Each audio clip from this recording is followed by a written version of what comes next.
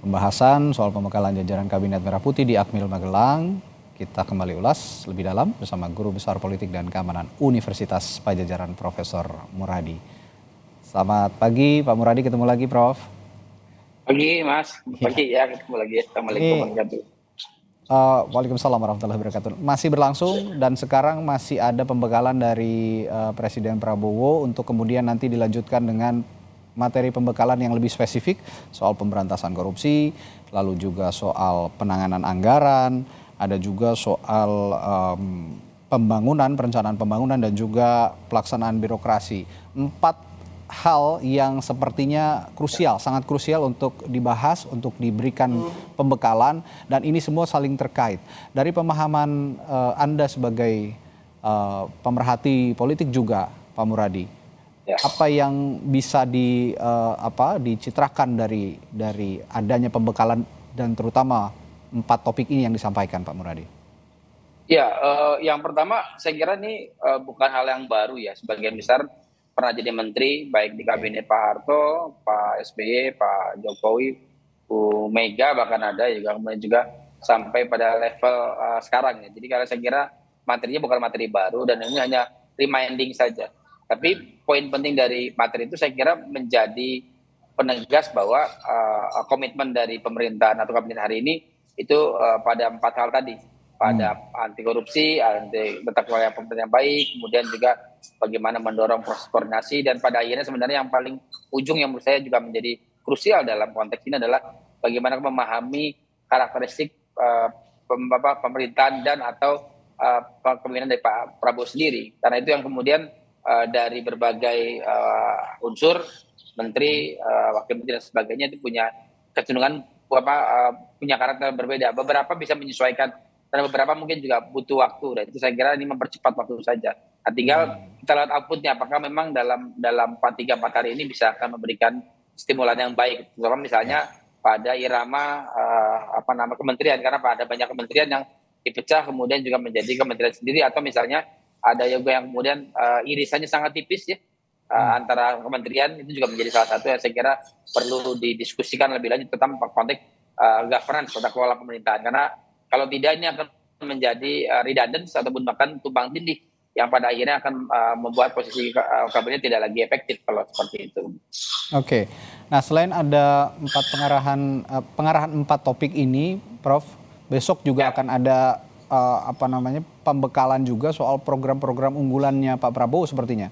Saya lihat ada pembekalan soal hilirisasi dan juga B100. Di samping itu juga ada food estate serta makan bergizi. Nah ini kan hari ini melakukan pembekalan, memberikan pembekalan soal fondasi-fondasi program kerja, begitu untuk melaksanakan program kerja. Nah kalau besok secara teknis lebih spesifik membicarakan lagi soal program kerjanya dan diakhiri oleh strategic review yang dipimpin atau diberikan materinya oleh seorang Profesor Hukum Otto Hasibuan. Apa yang bisa Anda tangkap dari materi besok yang juga ditutup oleh strategic review tadi? Ya, materi besok itu kan lebih ke bagaimana kemudian pemerintah ini jauh lebih berbeda, punya pembeda ya antara dengan pemerintah sebelumnya.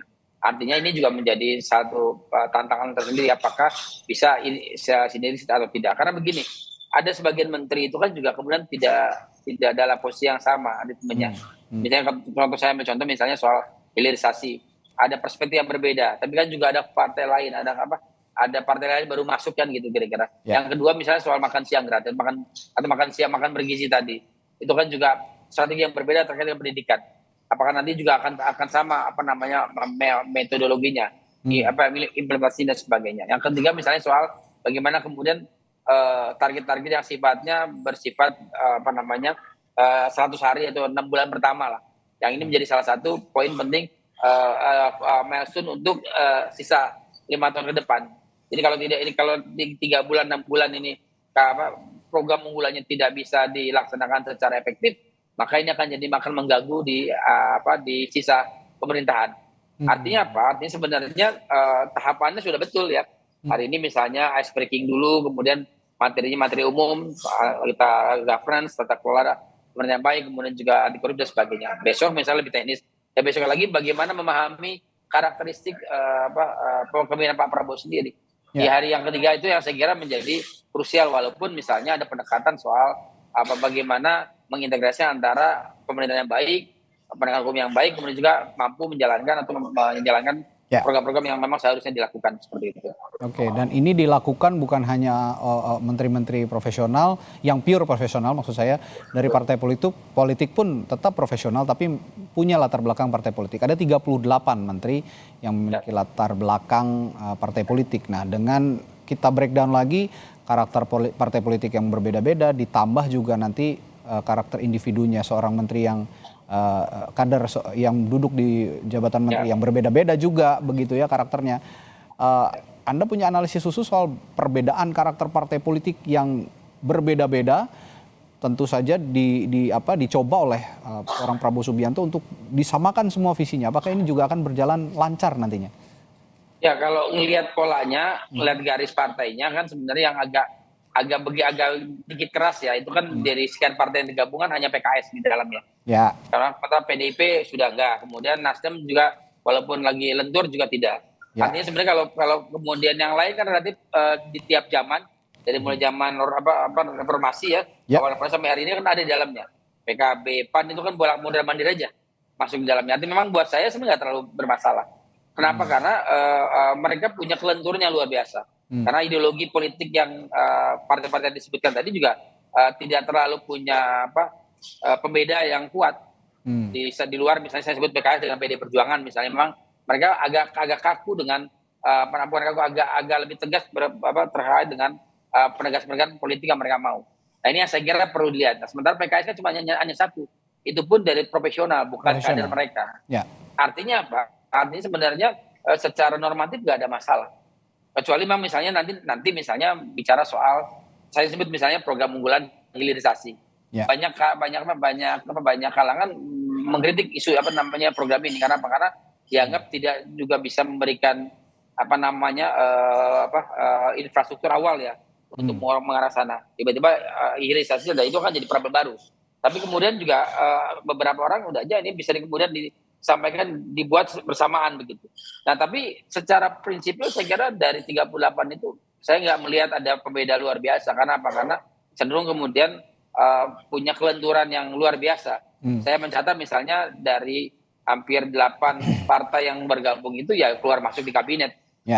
Tergantung kemudian bagaimana misalnya mereka melihat pola atau karakter pemimpin. Makanya saya meyakini betul bahwa dari sekian materi itu inti utamanya adalah sebenarnya bagaimana mereka itu 109 orang itu memahami kepemimpinan Pak Prabowo. Ya. Itu yang saya kira yang inti utama dari acara tersebut. Gitu. Di luar itu ya bonus-bonus saja. Misalnya banyak orang, contoh misalnya dari 9 orang yang ada di dalam itu kan pernah bekerja 10 tahun dengan Pak Jokowi misalnya. Ya. Ada Pak Pratikno dan sebagainya. Saya kira jauh lebih menguasai governance ketimbang sama. Tapi kan frekuensinya belum sama. Nah, ini yang saya kira poin itu yang mau disamakan antara teman-teman yang baru sama sekali masuk dari unsur relawan, profesional dengan memang sudah kenyang asam garam, misalnya Prof Yusril dari zaman Pak Harto kan terus ada sampai hari ini. Ini unik sebenarnya buat saya ya karena harusnya terjadi proses transformasi dan orang-orang baru yang muncul yang memang punya kapasitas yang jauh lebih dinamis ya. Kalau belum mungkin jauh lebih baik tapi lebih dinamis bagaimana memahami konteks pemerintahan yang ada saat ini. Nah, yang terakhir saya kira Mas penting juga buat kita lihat bahwa memang harapan ini setelah ini berjalan dari 3 tahapan tadi akan ada outputnya. Outputnya saya kira dengan 3 sampai 6 bulan ke depan akan kelihatan apakah memang program ini sama. Apa indikator utama? Mereka paham betul karakteristik kepemimpinan Pak Prabowo. Dari situ akan kelihatan tuh program-programnya jalan atau tidak. Kalau enggak memang saya kira warning dari Pak Hasim ya kemarin bahwa 3-6 bulan nggak beres ya akan ada evaluasi dan saya kira itu menjadi salah satu titik penting mengapa kemudian acara ini menjadi ada gitu loh. Ya, masih menyaksikan Breaking News Kompas TV dan masih membahas terkait pembekalan yang berlangsung di Akmil Magelang terhadap para menteri di pemerintahan Prabowo Gibran. Kabinet Merah Putih. Dan tadi saya sempat bertanya kepada Profesor Muradi yang masih berbincang bersama kami di Breaking News Kompas TV soal bagaimana narasi-narasi tegas yang disampaikan Prabowo Subianto baik sebelum dilantik sebagai Presiden Republik Indonesia maupun juga yang setelah dilantik sebagai Presiden Republik Indonesia di sidang Kabinet Perdana. Salah satunya yang baru-baru ini disampaikan oleh Prabowo adalah ancaman terhadap menteri-menteri yang tidak patuh untuk bisa dicopot, termasuk anak buahnya yang berada di kementerian. Pak Prabowo pada saat itu mengatakan siap mempertaruhkan kepemimpinannya demi program makan bergizi gratis. Saya pertaruhkan katanya kepemimpinan saya untuk program makan bergizi gratis ini karena ini program strategis. Ini salah satu contoh narasi yang tegas. Tapi pertanyaan saya, apakah narasi-narasi tegas yang disampaikan Prabowo Subianto baik dari sebelum pelantikan maupun juga setelah pelantikan ini juga bisa benar-benar dipahami oleh menteri-menterinya di kabinet, Prof. Muradi? Mohon izin audionya, Prof. Belum. Ya, dalam teori birokrasi yang simpel kan ada namanya miskin struktur kayak fungsi ya. Ini problem baru misalnya pasca pelatihan itu ada 19 kementerian yang belum punya kantor. Ini saya kira juga bukan problem main-main. Kenapa? Karena kalau kejaran kelidan program yang ingin Pak Prabowo lakukan itu speednya lumayan cepat. Nah, sebagian ada beberapa kementerian yang memang berkaitan dengan program unggulan tadi, ada hilirisasi, ada makan siang gratis dan sebagainya. Ya, memang kalau saya itu kemudian belum selesai, maka prediksi saya itu akan menjadi problem baru dalam 1 bulan ke depan ya. 1-2 bulan ke depan akan problem baru. Kenapa? Karena banyak dari teman-teman itu kan juga fungsi strukturnya belum ada, kantornya belum ada, kemudian juga akan memberikan stimulasi efektivitas sokongan terkait dengan program yang ada. Artinya secara normatif ini akan ada problem baru. Problem yang saya kira perlu selesai dalam 1-2 minggu ini. Kalau tidak, saya khawatir kemudian apa yang disampaikan Pak Prabowo tadi itu mohon maaf bahasa kasarnya masuk ke telinga kiri, keluar ke telinga kanan. Kenapa? Gimana saya mau kerja, orang kantor juga nggak ada. Gimana saya mau kerja misalnya struktur staff juga belum ada dan seterusnya. Itu yang saya kira yang harus segera diselesaikan dalam 1-2 minggu ini. Jadi, karena apapun yang kemudian disampaikan ke publik, saya khawatir itu hanya sebatas kemudian dipahami oleh pembantu Pak Prabowo ini sebagai warning, tapi kemudian tidak bisa memberikan solusi. Nah, itu yang poin pertama. Yang kedua, dalam struktur birokrasi tata kelola pemerintahan yang baik itu kan kita perlu yang namanya misalnya sokongan staf dan struktur yang ada. Nah, sokongan itu dengan 19 kementerian yang belum punya kantor, saya sih merasa bahwa ini perlu hati-hati betul Pak Prabowo misalnya untuk menata kelola tanda kutip janji ataupun penegasan-penegasan memang keluar untuk kemudian meyakinkan publik. Karena ini akan jadi problem baru ketika misalnya infrastruktur kementerian yang ada itu masih belum bisa dipenuhi secara standar normal begitu, Mas. Oke, jadi menurut Prof. Muradi tadi warning memang bagus diberikan, tapi ya untuk mengeksekusi hal itu, warning itu supaya tidak terjadi begitu perlu juga ditopang oleh fasilitas pemerintahan yang baik yang saat ini belum sepenuhnya terwujud begitu ya, Prof, kurang lebih ya? Ya, ada dua, jadi ada kementerian yang baru sama sekali ya, kayak Kementerian Imigrasi itu kan baru sama sekali. Ada kementerian pecahan, ya mungkin kementerian pecahan itu nggak ada masalah, biasanya Kumham ya, ada hukum, ada HAM, ada imigrasi, mungkin nggak ada masalah. Tapi ada kementerian sama sekali baru, yang kemudian memang infrastruktur staf dan pendukungnya nggak ada. Nah ini bukan main-main. Kenapa? Karena target Pak Prabowo luar biasa. Misalnya tadi saya sebutkan misalnya soal ekonomi dan seterusnya. Jadi kalau memang kemudian ini bisa kemudian dipenuhi minimal dalam 1-2 minggu ini ada, kemudian mereka bisa mulai bekerja, nanti bikin logo, bikin macam-macam, itu secara normatif kalau di swasta, di profesional nggak ada masalah. Kita bisa bikin misalnya minta proses yang tidak terlalu lama.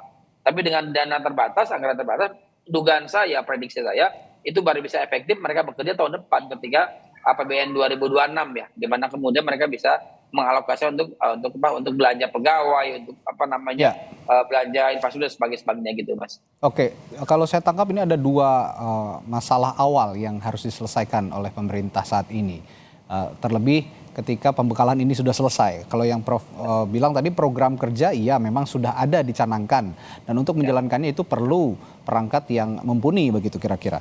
Tapi di sisi lain juga akan harus ada pembentukan infrastruktur kementerian yang well established gitu, yang memang sudah baik gitu. Nah, dua problem ini dalam 100 hari ke depan apakah bisa terselesaikan menurut Anda? Kalau bicara birokrasi ya, saya kira anggarannya akan muter-muter di terbatas. Jadi persoalannya ada di anggaran begitu Prof ya? Di anggaran. Karena mau gimana contoh misalnya begini. Saya mempelajari ketika Pak Jokowi 2014 gitu, ada beberapa kementerian yang kemudian disatukan loh ya. Disatukan, itu kemudian ada kementerian yang kemudian direduksi ke kementerian lain. Itu aja luar biasa. Butuh minimal 1,5 tahun untuk bisa kemudian sama-sama berjalan, menyamakan persepsi di internal dan seterusnya. Nah ini ada dua kementerian, jenis kementerian pecahan dan kementerian yang baru. Yang ini yang saya kira justru jauh lebih rumit ketimbang menyatukan. Zaman Pak Prabowo, Pak Jokowi itu menyatukan, banyak kementerian disatukan, kayak KLHK, KLH dengan KLHK dan sebagainya, itu memang ada penyatuan. Tapi di sekarang ini kan dipisah, dan tidak ada yang dipisah, pecahan dari Kementerian Induk misalnya. Yang kedua adalah kementerian baru. Yang saya merasa bahwa ini yang kementerian pecahan saja, yang gabungan aja butuh 1,5 tahun untuk bisa kemudian connect dan bisa berjabaran. Nah ini ada kemudian dipecah, yang memang anggarannya makin kecil untuk kemudian operasi dan sebagainya. Makanya kemarin ada kementerian transmigrasi ngeluh cuma 92 miliar nih. Gimana mau kerja, kan kira gitu ya. Itu bayangkan, itu kementerian yang memang pecahan dari kementerian yang sebelumnya digabung dalam satu kementerian yang ada gitu. Jadi saya sih merasa 3-6 bulan ini agak berat, kecuali memang ada treatment luar biasa dari Pak Prabowo untuk kemudian menyegerakan supaya kemudian mereka bisa bekerja dengan baik. Sampai hari ini saya belum melihat treatmentnya ya, masih fokus pada misalnya pelatihan dan sebagainya seperti treatment yang sekarang ini. Belum sampai pada misalnya bagaimana kemudian merumuskan pembagian kementerian, contoh yang dekat dengan saya, misalnya Kementerian Pendidikan ya, ada 3, kebudayaan, ada Digasmen, ada kemudian juga ada Dikti. Pendidikan tinggi. 3 ini kemudian 3 ini anggarannya dibagi lagi 3. Nah kemudian sementara gedungnya belum ada. Infrastruktur mungkin nggak ada masalah karena memang sebagian masih ada di sini, ada Dirjen Kebudayaan, Dirjen Bistekmen dan sebagainya. Tapi ini kemudian juga bukan hal yang mudah. Kenapa? Karena membangun mindset baru ketika mereka terpisah dari sama sekali dengan Kemdikbud yang besar yang itu kan, masing-masing punya fokus sendiri. Nah di sini aja saya kira butuh mungkin sekitar 1-2 tahun. Nah artinya apa? Artinya kalau tidak ada treatment luar biasa, treatment khusus, maka saya khawatir sebenarnya yang disampaikan Pak Prabowo berkali-kali, baik sebelum jadi dilantik maupun sudah dilantik, bahkan dengan pola pelatihan sehari ini itu menjadi menguap tanpa ada penekanan yang luar biasa gitu.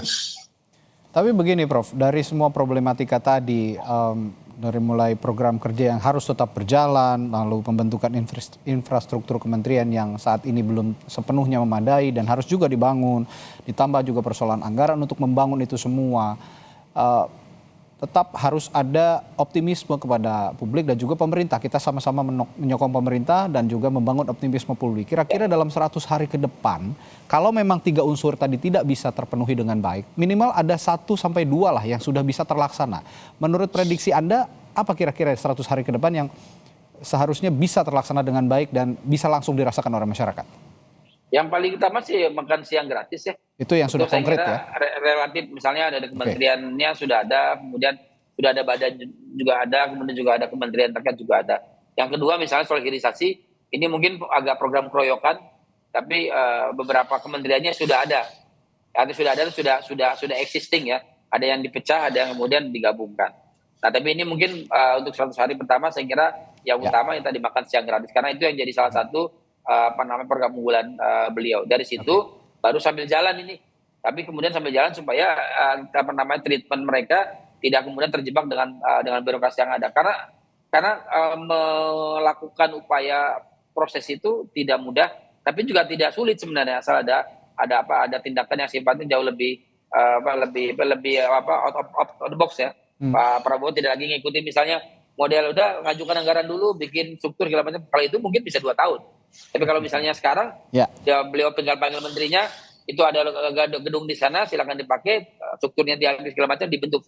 Tinggal kemudian ditargetkan misalnya katakanlah 6 bulan pertama ini loh programnya dijalankan saja. Saya kira itu bisa dilakukan, dan dari 3 dari 2 itu saya kira mungkin dilakukan, dan yang kelihatan mungkin di depan mata yang mungkin bisa dieksekusi adalah ya di makan siang gratis. Oke, karena itu juga besok secara teknis akan juga ada pembahasan, Prof, soal makan bergizi gratis ini.